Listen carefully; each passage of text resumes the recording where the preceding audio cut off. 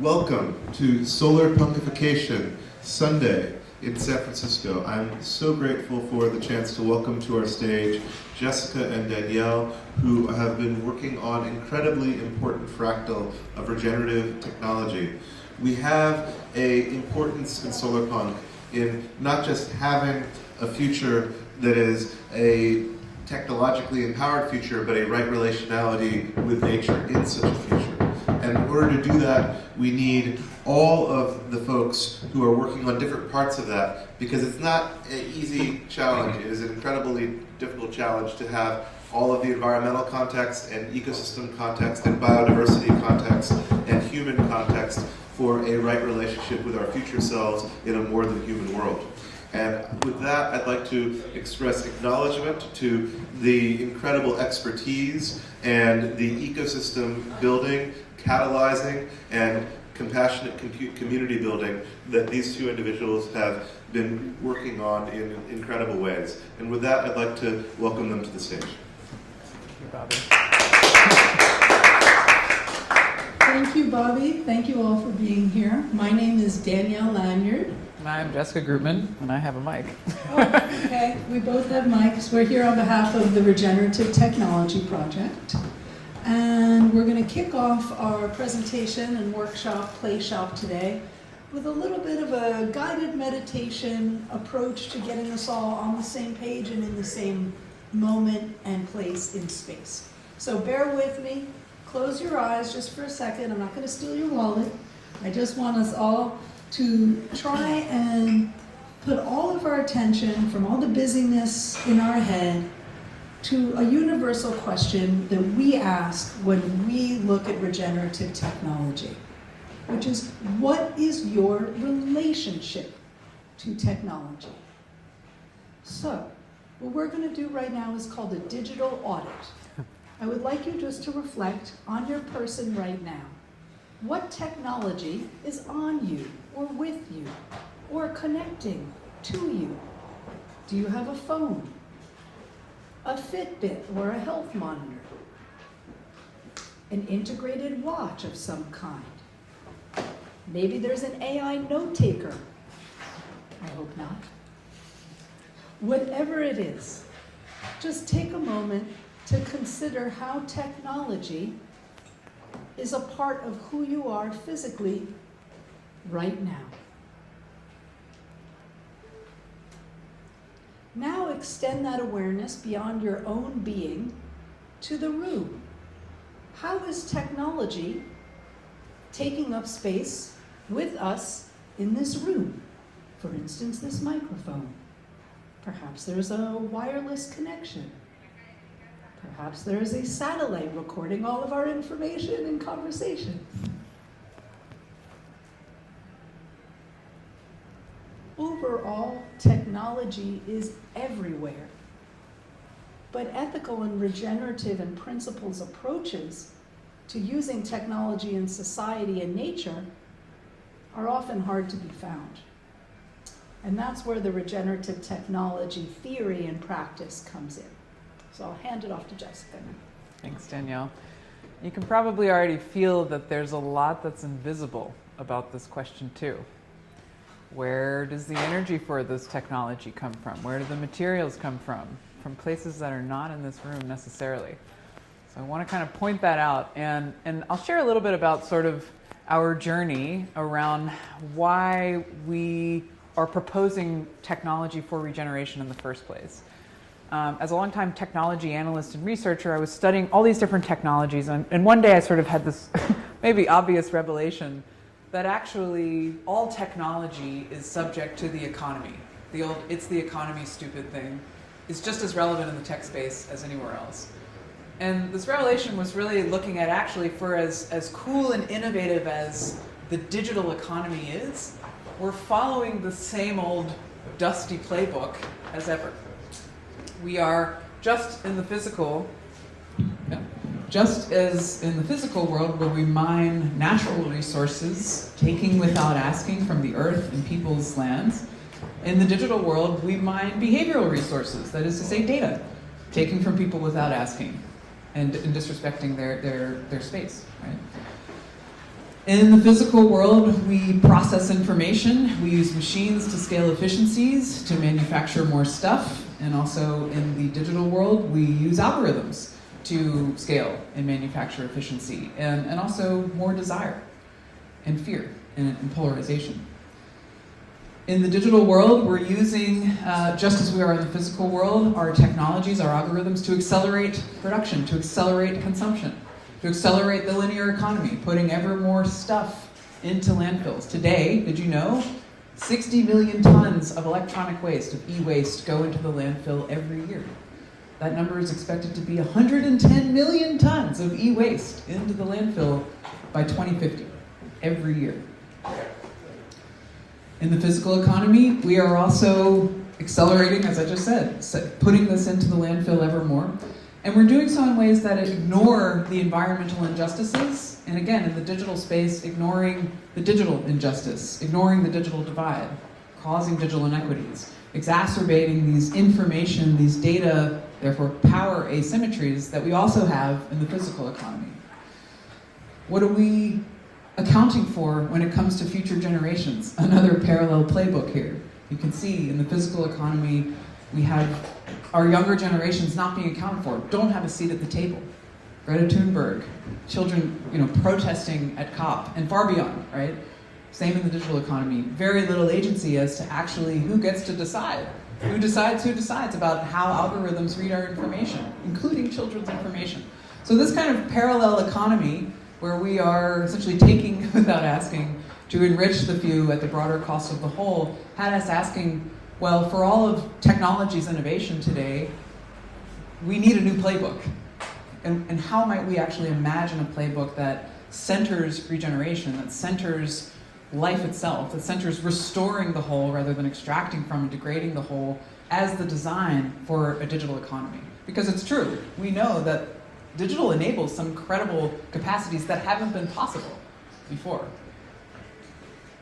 And kind of to make matters worse, we're barreling forward with this trajectory of technology accelerating extraction, right? You guys know the data already. It's estimated that by 5 years from now, 2030, that data centers will account for 21% of the Earth's electricity use. 21%. And this is not just AI, which of course is accelerating at rapid exponential clip, but also with streaming and blockchain and AR, VR, and all of these computational models. Those who may have been here over the weekend have heard other talks around just how fast AI is accelerating. But AI isn't the only game in town. So we're kind of accelerating these harms and amplifying them with our technology. So how might we turn this around? Those in the tech space will know we're kind of stuck in a few different narratives in tech. There's a few that are like, well, get rid of the tech, go back to the Stone Age, right? We're kind of living in this middle narrative of sort of, if you've ridden the subway lately or walked on the street, everyone is staring at their phone all the time. And then there's the super techno-optimist, the kind of metaverse, everything becomes digitized, technology is truly embedded in our bodies and our minds, right? There's that narrative of technology takes over everything. And a question that we're posing is where is the regenerative technology narrative in the tech space? I would argue actually that solar punk is probably as close as we have to a future for technology that is fundamentally aligned with the living world, with natural systems, with social systems, with all life, not just humans. So the question that we're posing with the Regenerative Technology Project is how would we do this? What would technology for regeneration look like? What would technology embedded with the principles of regenerative design, how would it work? And if you have ideas, we're gonna ask you to bring them forth in a minute. But really now more than ever, this question matters. I mean, think about the context politically, the context ecologically, the context socially, and how we can even relate to each other with our social technologies, with how we come together, with our spiritual, with our psychedelic technologies, all of these different ways that we have to make sense of how to move forward as a population. It matters now that we are doing this in a way to reorient that is not continuously barreling towards further degeneration, further extraction, further exploitation. So what is regenerative technology? Well, The definition that we've come up with is just a regurgitation of existing definitions in the regenerative space that we applied and evolved toward technology. Why? Because like Jessica said a few slides ago, we are now with AI and our new wave of technology, we're oftentimes, I mean, you have certain data centers and certain technological resource usages that are taking more than entire countries. So it should give us pause. If an innovation is using more energy than a Scandinavian country, it's probably worth having a moment and reflecting on what's going on here and asking ourselves, is this really the best we can do? Is this what good goddess intended? I'm not so sure. And so even looking to define a concept whose entire principle is built on emergence and evolving ideas is a little bit challenging.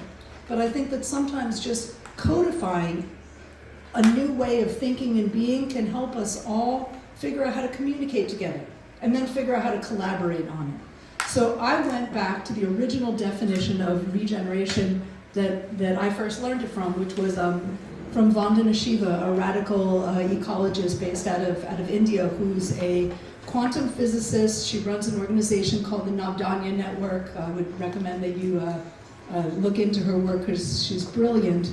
And I like to say often that a lot of what we're doing is not new at all. We're just taking brilliant people's ideas from other places and then figuring out how they can apply to technology solely because it's missing.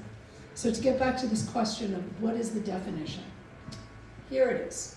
Technology that serves health and living systems, that honors the relationships of justice and reciprocity or equality, egalitarianism, and then overall care for earth and community. Now, obviously, none of these things can be perfectly quantified. They're gray, they're ambiguous, and at the same time, together as a group, we co-create it. We are at an inflection point right now. Jessica mentioned the rise of AI. We are in the calm before the storm of the AI revolution. So we all actually have an unbelievably important precipice point that we're all standing on together in being able to shape the next chapter of technology. I think the one thing Jessica and I share in common is the belief, It's only one thing, the belief that we actually have a say and a stake in how our technology evolves. And that's why so much of what we want to do today is also to open up the mic and the conversation to us all. Because the regenerative approach is not rooted in a top-down expertise method of being where we have the answers and you all must be our slaves somehow. That is the exact opposite of what regeneration is. It is about co-creation, collaboration, an invitation to, have I said all the buzzwords? I'm trying to get them all in there. And to look even at this definition as something that is a living system in itself that we will co-create in the doing. So what's next? Well, I mean, I would just add, whereas today's technology is ultimately served by humans, you might have heard if the product is free, you're the product. And it's certainly served by nature, right? The stuff comes from somewhere. It's coming from rare earth minerals. It's coming from the natural world. We think about regenerative technology also as serving people. Imagine technology that actually serves humanity, technology that actually serves nature itself, and crucially, enables mutual service between us. This is another way where technology has been a tool of separation. So what would it be if we were recombining or realigning using tech? So drum roll, please. The real star of the show. Woo! The regenerative tech stack. Yeah. Okay. So this is simply a kind of grounding tool for what might we even begin to think about if we were talking about technology for regeneration. Today, if you're a tech builder, you're typically focused on layer 2, which is to say the deep design of the tech, right? The hardware, the software, the configuration, the APIs, the material stuff. Maybe you're also focused on use cases and applications. Now, if we take a regenerative lens to technology design, it's true that there are many applications, from applying the circular economy for soil monitoring or regenerative agriculture, open source. There's lots of different applications for technology to support regeneration of economies, of culture, of communities, and of ecology, right? But there's more.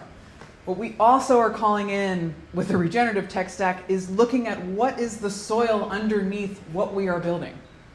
What are the worldviews? What are those first principles? What is the technology that we're envisioning in the first place? Why must it exist? What are the values and metrics and ways that we are designing for success of technology? And if you've ever been in and around tech and startup land, you will know that the financing models, the governance models have so much influence on what actually ends up being built, what actually ends up being measured, right? So this layer one is actually crucial. This is the soil from which any flowers and fruits technologically that bear are grown out of. But also, technology is not, it doesn't exist in a vacuum. Technology exists within broader systems, right? It exists in societal systems, in our education systems. If this is sounding abstract, think about how technology has influenced our political systems. Or therefore, our political systems are influencing technology. It's a multiple way street, right? So how do we hold the systems and relationships and relationality that our technology has with the world? Even if they are dead material devices, they're actually alive in this way. Technologies are constantly in communication and in relationship with everything else. So this is what we pose as sort of the starting point for rethinking how we design technology, not in a vacuum, not just as hardware, software applications, but something that really takes on the value systems and the relationality that all technology has with us. And so, Some real-life examples of regenerative technology out in the wild right now.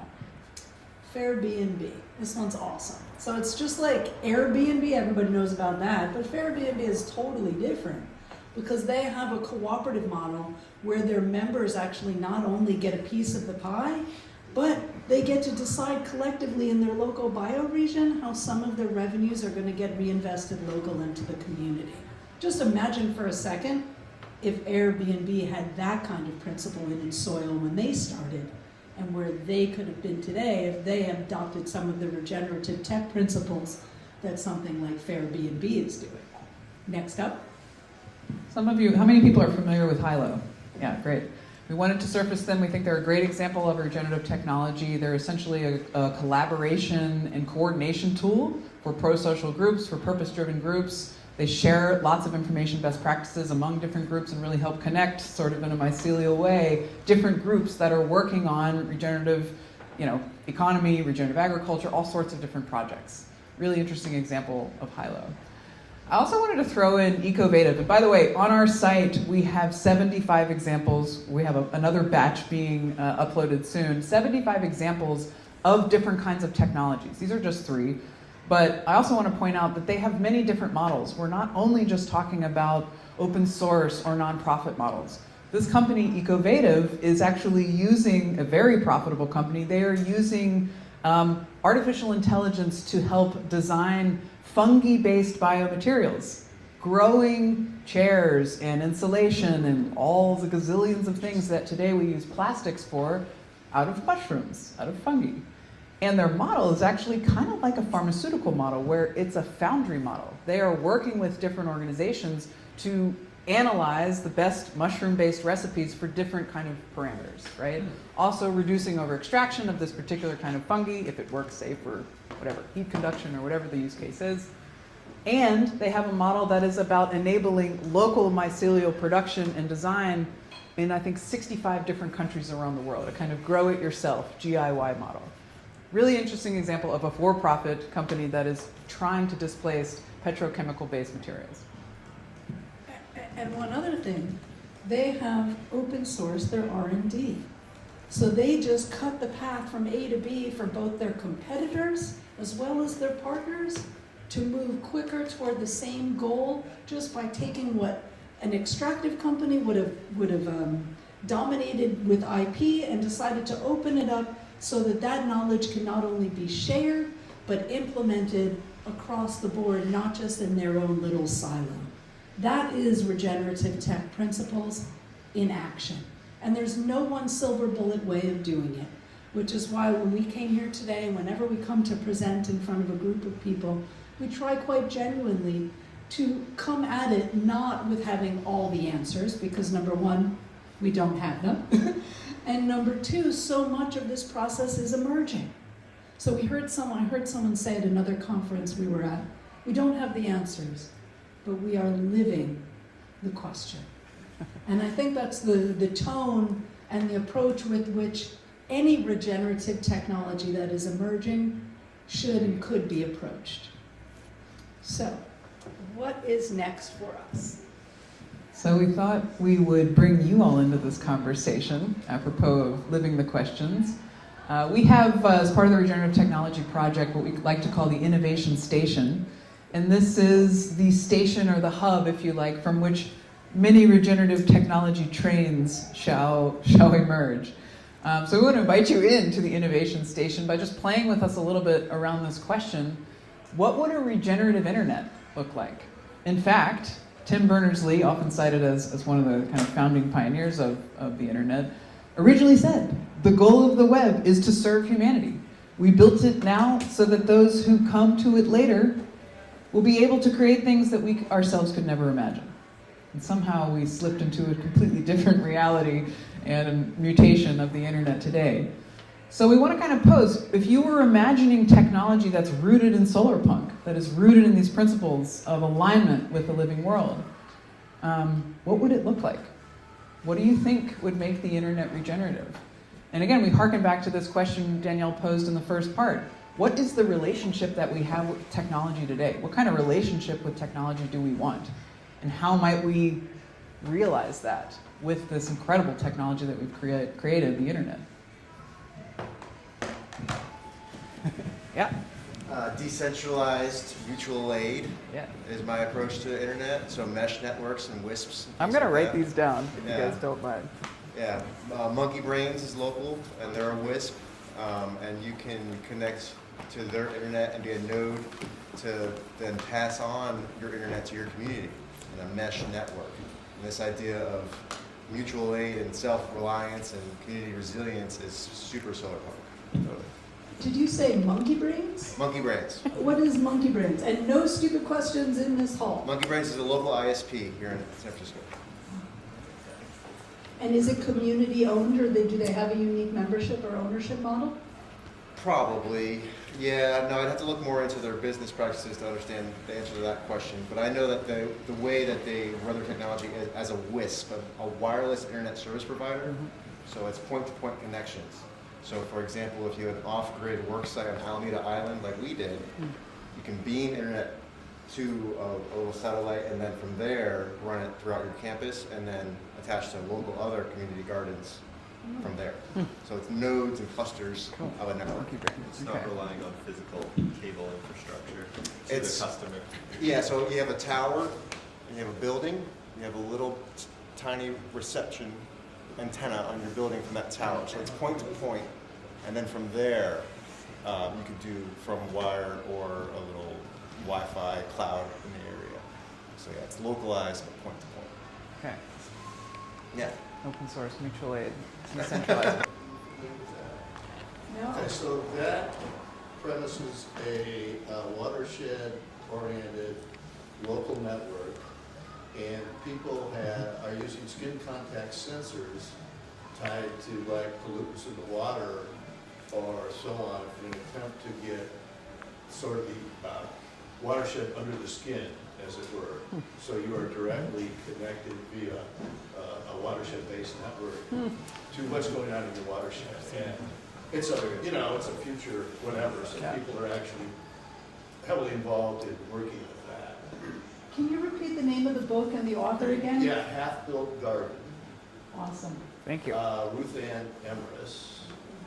Monkey Brains is privately owned, but they're only $30 a month. Yeah.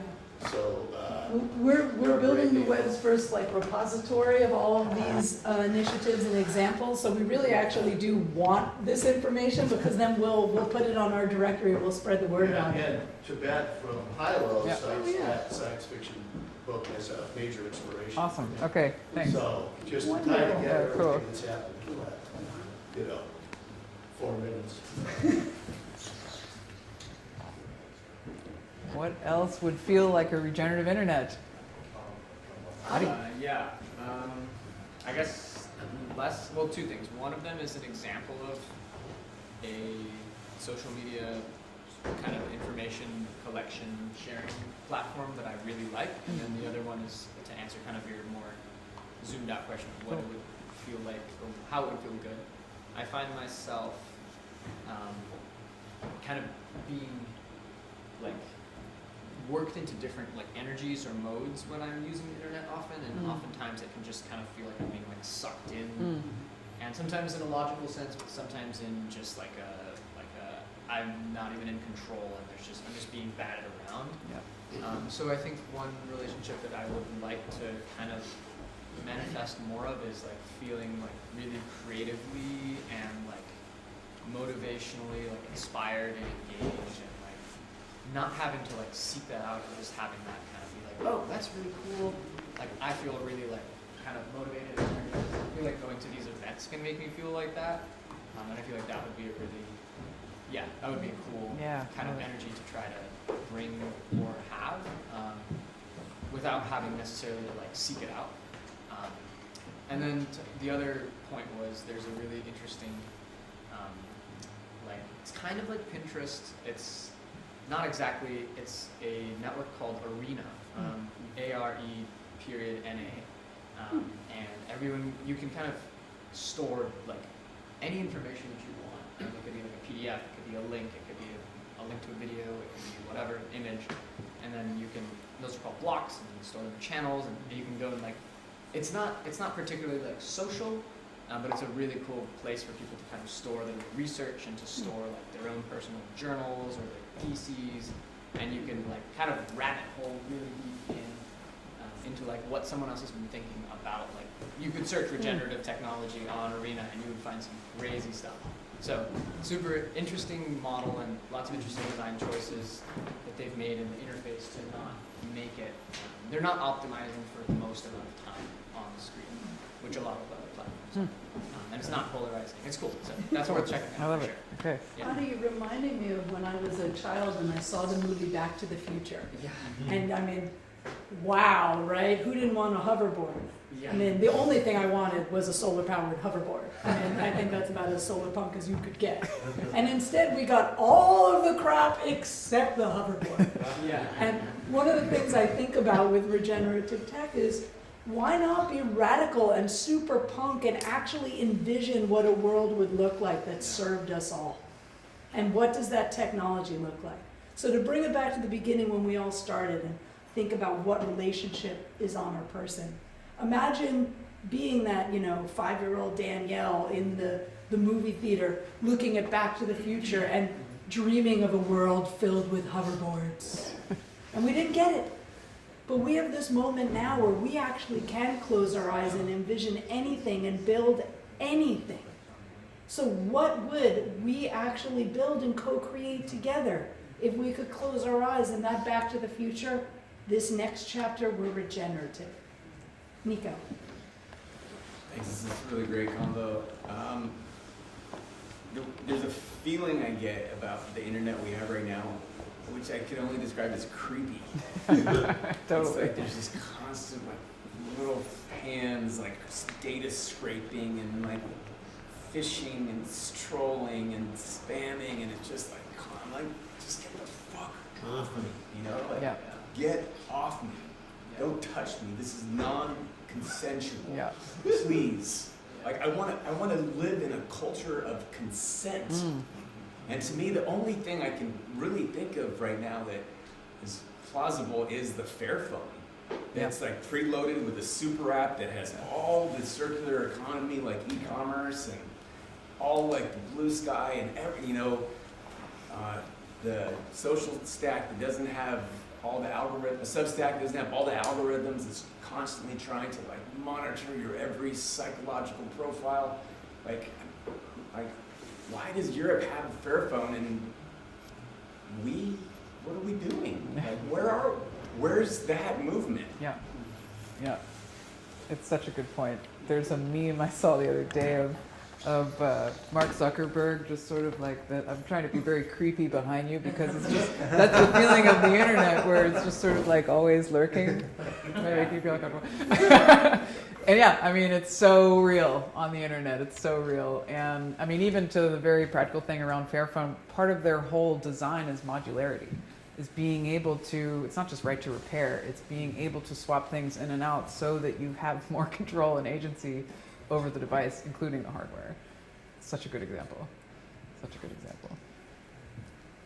Go for it. Hi, let's see if I can articulate this, but just having the thought of like, almost like a regenerative internet being sort of inverse to where it is right now, where it's very like, we are responding to technology, and I imagine like in San Francisco right now, I feel this incredible energy that's arising and really interesting businesses, really interesting interconnections happening more and more, and I feel like, what if we are more the internet and the internet supports our connectivity to each other, to like link projects we're doing and support each other and create like this really interwoven human network, and then we have that to like bolster our connection.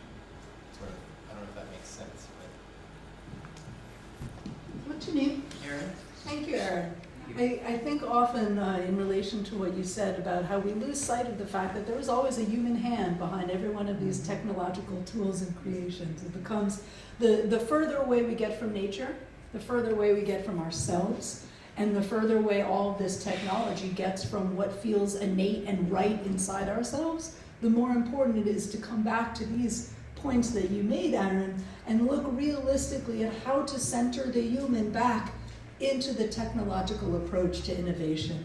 Because we are not units. We are real human beings. And we're all here right now, probably because we know that the internet today is not necessarily serving the humanity in the way it could. And it's certainly not in the way that Tim Berners-Lee, I thought the quote was still here, but in the way that Tim Berners-Lee initially intended. And any of you all who are hip to tech news know that Tim Berners-Lee has come out with a bit of a manifesto begging the world to hit pause on the internet and ask ourselves, what the F are we doing?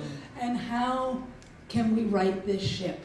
There's a phrase, the cow left the barn or something like that. I'm sorry, I'm a city girl, so I'm butchering it. But even still, the cow's still there. We can figure out how to reinvent this situation no matter where we're at. That was a terrible example. Go for it. Hi, thanks.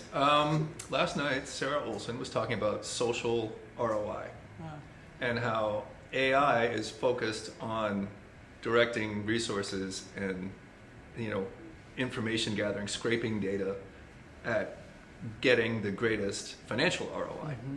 But what if AI had the intention and the mission of social benefit as the primary focus, or at least a parallel focus, like same as, just as important as, like what if there were, apps that found direct resources where the most hungry child is, and then that child was fed. Then or like the first 100 or first 1,000 or 10,000.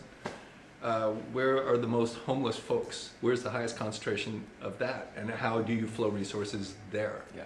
Because there's plenty, there's an excess, there's an abundance, and it's getting concentrated, like AI concentrates it, information concentrates it in the hands of people like Zuckerberg, like Musk, like Thiel. So how do you use that tool to redistribute the focus, as information as a resource to serve the interests of human beings individually and collectively? Yeah. I mean, it's one of the ways, the whole idea of bringing in multiple forms of capital into the digital economy, which we haven't done. But I mean, as you're saying, there's so many ways of doing that. And it's, the refi movement as a blockchain-enabled sort of crypto answer to this is one small answer. But there's so much potential one of the examples on our directory is Ecosia, which is a very small tweak, no blockchain required, of every time someone searches, they plant a tree. It's imperfect. Yes, there's issues with tree planting, but just the notion of actually kind of using technology to atomize value in this way, and then using the scale that is possible of a network, and in this case, a search network, that's a huge, I love that idea. It's a huge category in and of itself. What is your name, sir? Pete. Pete. Pete, you reminded me of one of the very first questions that Jessica asked me when we first came together. Because I thought Regen Tech was BS. I mean, I could understand its application in agriculture and in earth stewardship. I could not conceive of it in the technological realm, to be honest with you. Probably because I was focusing entirely on this layer 2, which is the actual design and application, and looking at it from a sustainability framework and coming up pretty empty, right? But what you just brought up made me think about Jessica's initial question, which is why do we innovate in the first place? And it seems that there was an advancement trajectory throughout humanity of inventing based on necessity, right? The mother. And now it's like, how do we make the most profit at the expense of whatever, it doesn't matter. And I wonder if we just applied, to go back to the tech stack, that layer, I think it's layer 3, the intentions and values. Because if we started with intentions and values, the odds are we would not, we wouldn't be inventing AI in a way that doesn't serve humanity or some of the social issues that this man just brought up. And it is a completely different reorientation. But it doesn't mean that there is a silver bullet solution. It's, in my opinion, a conversation. Maybe, I mean, until Jessica asked this question to me, I was a Debbie Downer about technology. And just asking that question made me think about it differently and then be more engaged in conversations like this. Now, I don't believe that we have the ability to reinvent the internet on a Sunday afternoon in a lovely art gallery in North Beach, but I believe that as the seed is, so the fruit shall be. And we are planting a seed right now just by communicating with each other that maybe this is not the best way. Maybe there's a different approach. And maybe one of us in this room has one of those great ideas. Or maybe we will collaborate in a new way and co-create it. That's the point, really.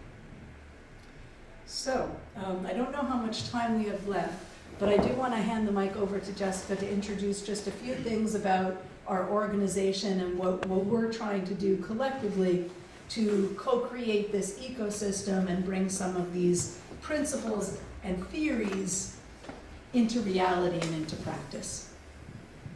Thanks. And I would just say, I mean, thank you so much for these ideas. We've done this little play shop a few different times, and there are always new ideas that come out. And it's so, if you have more ideas, please feel free to bring them forth, because I think that we're going to try to kind of curate and collate them, because this is ultimately sort of planting the seed, right? It's part of what we're trying to do.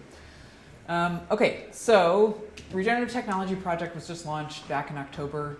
We are starting kind of with 3 intentions here. We've talked about each of these already, but just in a nutshell, how do we cultivate the soil? Well, first and foremost, the community of people. Bringing in people into this community, and also not just kind of creating yet another fragmented group, but really connecting all of the many groups. That's what has been so fulfilling about this experience this weekend is, thank you, Bobby, for bringing together so many different communities. That's what we're trying to do as well. There's, from solar punk to pro-social to denizens, there's so many communities in the Bay alone. So we want to be kind of bringing and stewarding that community as well. The second is this technology directory. I mentioned we launched with 75 different examples, but it's not just about creating examples. We do think that's crucial for when people are asking, well, what would regenerative technology even look like, to have some examples in place across business models, across different categories and industries, whatever. But we also are creating a kind of mutual aid platform below them or underneath it, so that you can directly contribute, and there are ways of essentially cross-pollinating across different projects. Today we have a world where all of the carbon capture companies are competing against each other. How do we create a world where these companies are able to actually work towards their shared mission? And then finally, you dabbled a bit in the innovation station today, but we are essentially standing up a kind of hub for different regenerative technology initiatives. To co-create, if you have an idea, we have sort of this whole train metaphor where there's a station, many trains, and we want to invite you all in as different conductors for your own ideas. Hopefully inviting funding into those, different ways of kind of using AI and other technologies to accelerate ideation, again, align with the regenerative tech stack or regenerative principles, this sort of vision that we share for a better, more aligned technology. Anything you would add? Yeah, just one tiny little personal vignette. Yes, we're a startup. Yes, the innovation station is our project pipeline. But I made a reference earlier to 5-year-old me. I grew up just outside of New York City. And my first love was Manhattan. I couldn't get over how incredible this vibrant city is. You heard every language, you smelled every kind of cuisine. And one of my most impressionable first experiences was standing in Grand Central Station. I don't know if any of you have been there, but you can go from that train station to anywhere in the world. You can take a train anywhere from New Jersey to Connecticut to Miami to where have you. You can take it to the airport and get halfway around the world. But the thing I loved most was actually the ceiling, because the ceiling was just the sky. And for me, it was like the sky is the limit and anything is possible. It's very easy to believe that as a 5-year-old.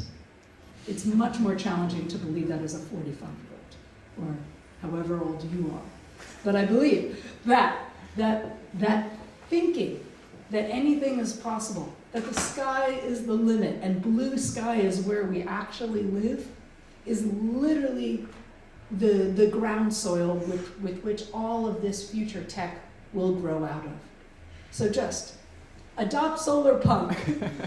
Open up your framework of possibility to something that you don't know. And bear some responsibility and accountability and also agency that you all are not only the users of technology, but the co-creators of it. And to make one more New York City reference, my kind of native origin land is the East Village in New York City, Tompkins Square Park.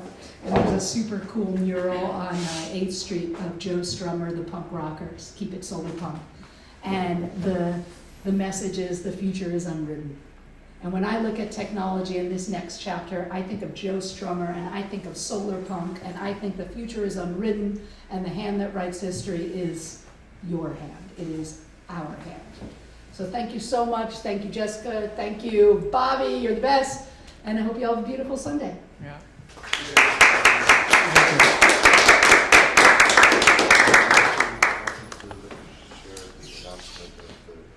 Warm data. I forgot that. That's okay. I just wanted to take a second to, Yeah, sure. but before that, I just wanted to say, first of all, thank you so much to Danielle and Jessica. That was wonderful. And part of this removing our biases against adjacent possibilities that matter greatly to us is getting to embrace regenerative technologies that could address our hopes and wishes. And this is, I think, in great continuity to many of the conversations the last couple of days that are in the same related spirit, because I feel like there's been some speakers thinking about how do we measure that it is regenerative in approach. There's been other speakers who have, yesterday we had a speaker on adjacent situational awareness, and whether we get to embrace regenerative technologies is a part of our situational contextuality. And I just want to acknowledge all the fractal resonances that y'all have with your anticipatory design been in regenerative autopoiesis of. Thank you for bringing those fractals to us. Thank you. We have also another announcement from Jessica about a forthcoming event in this space. Thank you, Bobby. Yes, so 2 weeks from yesterday, February 22nd, we shall have a Warm Data Lab right here in the Live Worms Gallery. So please come and join. I'll give a little bit of what the hell is a Warm Data Lab to wet your whistle, but I also encourage you to just come check it out. It's kind of hard to put into its own box, and that's sort of the point. I was really curious about warm data as a concept because I'm coming from the tech world, and I was like, well, what might that be? And in many ways, it is an approach to information that looks and feels a little bit different than how we treat and think about data today. I like this image a lot. If you think about how we treat data today, it's often the image on the right? We put things in little buckets and we measure them. But this is actually from Ursus Verli, an image of taking art and breaking it into little pieces. warm data sort of recognizes that actually what constitutes that image on the left, the art itself, life itself, is the relationships, the relationality, the tone, all of the unspeakable, all of the contexts that don't show up when we put things into little categories and boxes. It's not to say that the categories are wrong, they're just incomplete. And so it's kind of this way of playing with, here's another example, they're just not the same.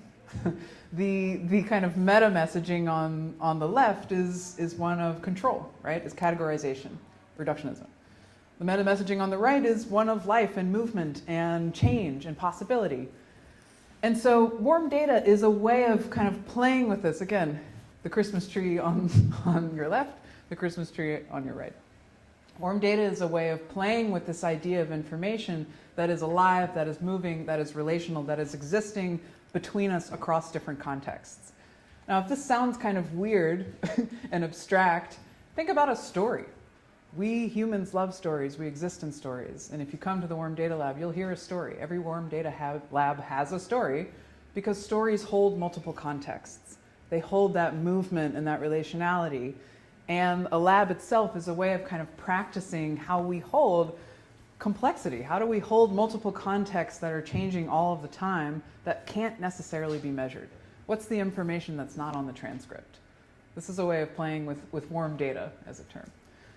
So if you have questions, good. Part of it is to feel a little bit uncomfortable. But I invite you, on the 22nd at 4, this QR code will take you to a sign-up sheet. We haven't built the Eventbrite yet. But if you sign up here, we'll make sure that you get an invitation, and hopefully you can join us for the lab. It's about an hour and a half. Any questions? Yeah, Adi. I went to the last one and it was really cool. Like, never been in a conversational space like that, and it kind of blew my mind. It was really cool. So, yeah. Yeah, it's its own beast. It is. It's not a brainstorm. It's not a workshop. It's not a town hall. I would never thought to design it. Is it a salon? But it was cool. It's salonish.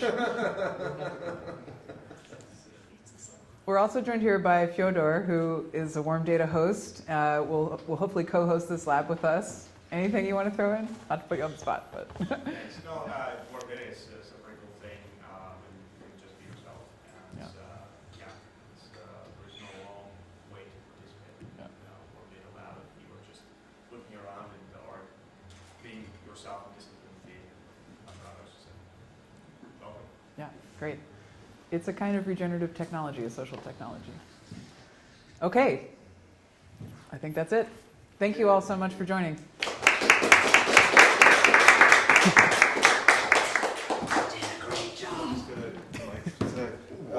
We'll take 5 minutes to set up the next speaker, Nick Bertulis, and then we will be reconvening in 5 minutes. Yay! Yay!